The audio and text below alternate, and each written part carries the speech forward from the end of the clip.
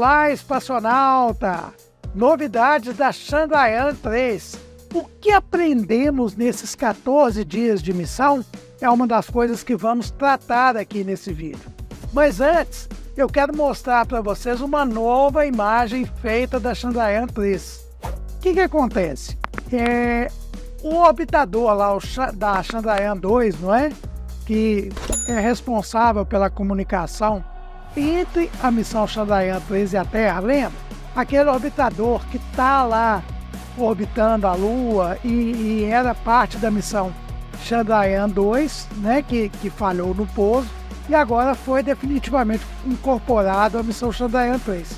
Ele fez uma imagem da Chandrayaan-3. Mas não estamos na noite lunar? Estamos, mas a imagem que ele fez foi com um instrumento especial, um instrumento de radar. Um instrumento chamado de Radar de Abertura Sintética de Dupla Frequência, DFSAR, que está aí exatamente a bordo da Chandrayaan-2. Essa imagem foi feita em 6 de setembro, em plena noite lunar. Antes eu queria explicar algumas coisas para vocês. Um instrumento SAR, ele transmite micro-ondas em uma faixa de frequência específica. E assim ele recebe o sinal refletido pela superfície de qualquer lugar. Como ele é um radar, obviamente, ele pode criar imagens aí, mesmo que a gente não tenha iluminação solar ou qualquer outro tipo de iluminação. O SAR, esse instrumento SAR, ele é usado para sensoriamento remoto, tanto da Terra quanto de outros corpos celestes. Só uma ideia, que para vocês terem uma ideia aqui, Vênus, por exemplo, teve todo o seu mapeamento de acidentes geográficos através do SAR. A gente sabe que a atmosfera de Vênus é muito densa e a gente não conseguia imaginar a superfície. Então foi feito todo o sensoriamento e o mapeamento aí da geografia de Vênus através de SAR. O DFSAR, esse instrumento aí da Chandrayaan-2, é um instrumento altamente tecnológico. Ele usa micro-ondas, porém ele usa nas duas faixas de frequência, L e S. Por isso que ele a gente fala de dupla frequência. É um SAR de dupla frequência, DF-SAR, tá certo?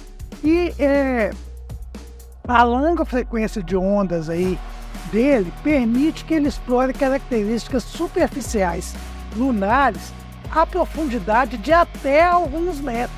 Ou seja, ele não só observa a superfície lunar, mas ele consegue penetrar alguns metros no solo lunar aí.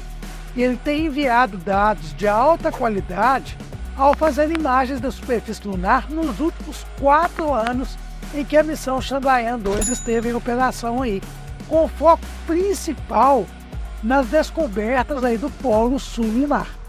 Então, para que vocês entendam o que é essa imagem aqui, essa imagem da esquerda, esse quadro maior da esquerda aqui, a gente vê pontos ali, C1, C2 e C3.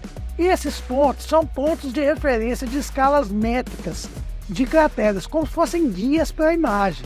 Tá vendo que eles estão ali localizados dentro de um retângulo ali, né? O que está assinalado ali, CH3, é exatamente o módulo Vikram da missão Chandrayaan. Esse lado aqui da direita, acima, a gente tem esse retângulo ampliado, né? O retângulo que está marcado na imagem da esquerda ampliado. Então aqui a gente, na parte de cima dessa imagem aí, da direita, a gente tem a imagem captada aí pelo DFSAR no dia 6 de setembro, durante a noite lunar, mostrando aí o que está assinalado ali como CH3, exatamente o módulo Vikram. Notem aí os mesmos pontos da imagem da esquerda, C1, C2 e C3. Abaixo, a gente tem uma imagem que foi captada aí no dia 2 de junho, que foi antes do Vikram pousar, né? Então, as duas imagens são usadas aí, a gente percebe a diferença, para capturar que justamente na imagem de cima, na imagem da direita acima, a gente tem a presença aí do módulo lunar Vikram, né, da Chandrayaan-3. Então, muito interessante essa imagem foi publicada no Twitter no dia de ontem, e eu quis trazer para vocês nesse vídeo aqui, que eu já ia falar mesmo dessas descobertas. Outra coisa que muita gente me perguntou é o seguinte: Anete, qual que é o tamanho aí, por exemplo, do módulo Vikram? Né? Eu queria saber, em comparação aí, ter uma ideia de tamanho. Então eu trouxe essa foto aqui, essa imagem para vocês aqui, de uma visita que o primeiro-ministro da Índia fez à sede lá da ISRO, da Organização Indiana de Pesquisas Espaciais, né? E aí a gente tem uma imagem dele juntamente com o chefe da ISRO ao lado do Vikram, para que vocês tenham uma ideia do tamanho aí desse módulo de pouso aí, né? Outra coisa, pessoal, a gente sabe que está hibernado, né? Então, teoricamente, a gente não teria o que falar, mas eu acho muito importante trazer para vocês uma síntese do que aconteceu nesses 14 dias da missão Chandrayaan. Ela realizou 4 descobertas surpreendentes. Então, eu queria sintetizar isso e trazer para vocês entenderem aqui a importância, porque isso aí já de certa forma muda para a gente a cara da geologia lunar. Então, a primeira delas existe uma fina sopa de íons e elétrons que gira perto ali do polo lunar, né? Essa fina sopa a gente pode chamar de plasma, né? Então, o módulo de pouso aí, o Vikram, ele fez as primeiras medições da densidade e temperatura da ionosfera da Lua. A ionosfera é justamente uma região carregada com íons e elétrons livres.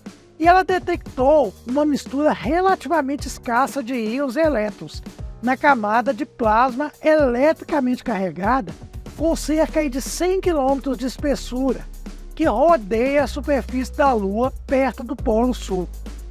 As medições iniciais do plasma indicam uma densidade de cerca de 5 milhões a 30 milhões de elétrons por metro cúbico.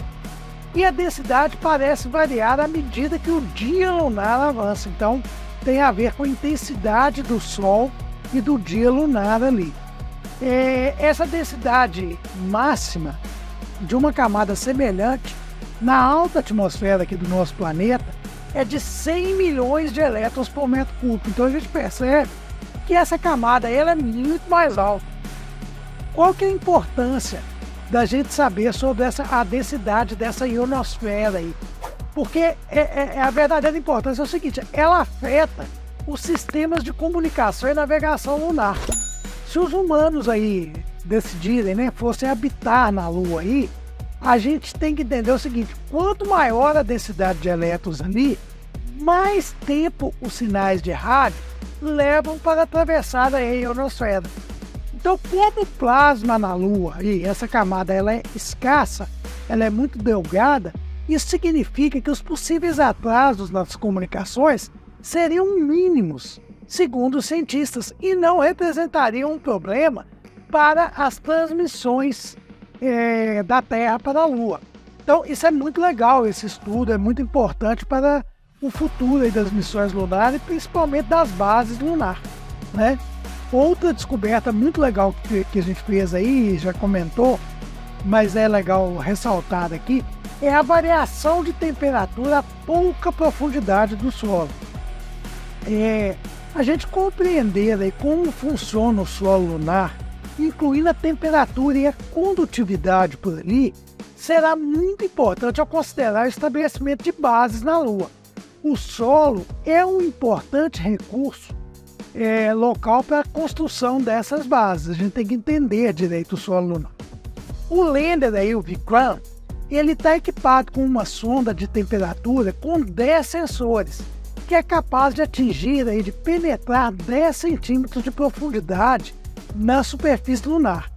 Os dados iniciais aí dessas medições mostram que durante o dia lunar aí, a temperatura a cerca de 8 centímetros de profundidade ela variou cerca de 60 graus Celsius.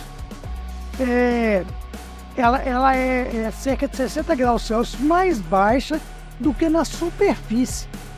Então isso é interessante. Um cientista planetário, o Paul Hein, da Universidade do Colorado, até fez um comentário a respeito. Ele falou que é o seguinte: Uma acentuada queda de temperatura é esperada de fato durante o dia lunar, porque o calor não se conduz para baixo a partir da superfície iluminada pelo Sol. E segundo ele, a gente pode ter um exemplo disso aqui na própria Terra. É semelhante ao efeito que a gente experimenta ao visitar uma praia em um dia muito quente, uma praia aqui na Terra. Se você cavar apenas alguns centímetros, a areia abaixo ela é muito mais fria. Então é um comportamento esperado pela própria areia. Lembrando aí que o regolito lunar é muito parecido com a areia que a gente tem aqui na Terra. Segundo os cientistas, as medições encontraram que a temperatura na superfície é significativamente mais quente do que a registrada pela Lunar Reconnaissance Orbiter da NASA, a LRO, em 2009. E aí, pessoal, a gente precisa de uma reflexão e olha a importância disso. Segundo esse cientista aí, o Paul Heine, as temperaturas são muito altas para que o gelo de água seja estável ali naquela superfície ali. Segundo ele explica, a água se converte de sólida para gasosa a uma temperatura muito baixa no vácuo do espaço, cerca de menos 160 graus. Menos 160 graus Celsius, tá? Então, os dados obtidos aí pela Chandrayaan-3 indicaram temperaturas mais quentes do que menos 10 graus Celsius em todas as profundidades amostradas. Então, quer dizer que nessas profundidades não existe a hipótese de que se tenha água de gelo, água em forma de gelo, porque ela já se converteria em vapor. Mais abaixo, a gente espera que as temperaturas se estabilizem, próximo à temperatura média da superfície de cerca de menos 80 graus Celsius. E aí sim a gente pode começar a pensar em gelo de água. Mas é uma descoberta aí que suscita pelo menos um pensamento aí. Será que a gente estava errado ao achar que existiam grandes depósitos de água na Lua? Então, é uma descoberta que faz a gente pensar. Terceira descoberta, e muito bacana, é um terremoto lunar. O sismógrafo do Lander Vikram parece ter registrado um evento sísmico bem pequeno. Ele se dissipou aí cerca de 4 segundos, ou seja, registrou o sismo ali que durou cerca de 4 segundos. Os cientistas aí da ISRO suspeitam que tenha sido um pequeno abalo lunar ou até mesmo o impacto de um pequeno meteorito. Segundo os cientistas, essas perturbações são esperadas na Lua. Pequenos impactos e ajustes tectônicos locais relacionados a forças de maré são relativamente comuns aí no nosso satélite. Mas realmente precisamos de uma rede sísmica global na Lua e observações a longo prazo para entender a importância de qualquer evento em particular. Então, é muito interessante porque as missões Apollo registraram também sismos e é a primeira vez desde as Apollo, desde os anos 70, que a gente consegue registrar novos sismos na Lua. Última descoberta importantíssima, a confirmação de enxofre na Lua. Essa já foi descoberta aí não pelo Lander, mas pelo rover Pragyan. Ele confirmou de forma inequívoca, quer dizer, não existe maneira nenhuma de estar errado, é certo a presença de enxofre na superfície lunar, perto ali do Polo Sul. E ele também encontrou alumínio, silício, cálcio e ferro e oxigênio, entre outros elementos. O enxofre, pessoal, por ser um elemento muito volátil, geralmente não é esperado de se achar na superfície. A confirmação da sua presença é realmente importante, segundo os cientistas, de grande importância. O enxofre é um elemento chave de rocha derretida, e os pesquisadores acreditam que a Lua primitiva estava coberta por uma espessa camada de rocha derretida e quente, que se cristalizou para formar exatamente a superfície da Lua, a crosta lunar. Medições das concentrações de enxofre aí vão poder fornecer no futuro insights de como esse processo ocorreu. Também, é claro, é possível que o enxofre tenha vindo de asteroides que bombardearam a superfície da Lua. A gente sabe que a superfície da Lua é e sempre foi bombardeada aí por várias rochas espaciais. Os cientistas da ISRO diz que eles esperam agregar suas descobertas às das missões Apollo, realizadas aí pelos Estados Unidos, para entender melhor a geoquímica da Lua. Muito interessante isso, né, galera? E eu queria falar para vocês aí o seguinte, a gente está com as duas espaçonaves aí, com o Vikram e o rover Pragyan, que são componentes aí da Chandrayaan-2, em estado de hibernação da Chandrayaan-3, em estado de hibernação até o próximo dia 22, porque a gente está justamente passando pela noite lunar que dura 14 dias. No dia 22 a gente vai ter o amanhecer de um novo dia lunar. E aí é o seguinte, a expectativa fica aqui enorme.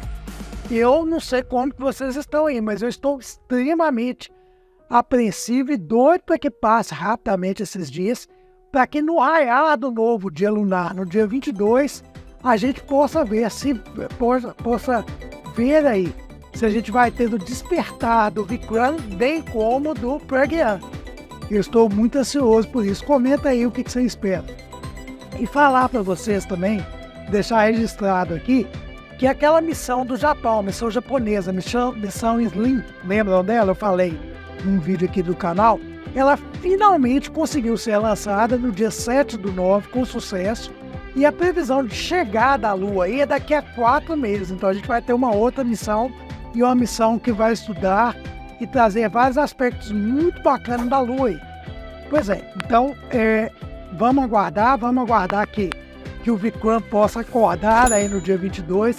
Se tiver mais novidades aí eu vou trazer para vocês. Estou preparando um vídeo fantástico aí para vocês que deve sair amanhã sobre a missão Aditya, que é uma missão da Índia aí ao Sol. É uma missão, um satélite que vai estudar o Sol, muito bacana, então deve sair amanhã. E se você curte o nosso trabalho, gosta do que a gente faz aqui, você pode obter vários benefícios como espaçonauta de carteirinha. É só vir fazer parte do nosso clube de membros. Então clique aí, seja membro, veja a proposta que mais combina aí com a sua realidade e vem ser membro do canal. Você se tornando membro, além de todos esses benefícios, você vai ajudar na manutenção aqui do nosso canal, que não é fácil não, e ajudar a trazer esses conteúdos cada vez mais bacanas aí para vocês. Então, espero você no clube de membros. Um forte abraço e até o nosso próximo vídeo.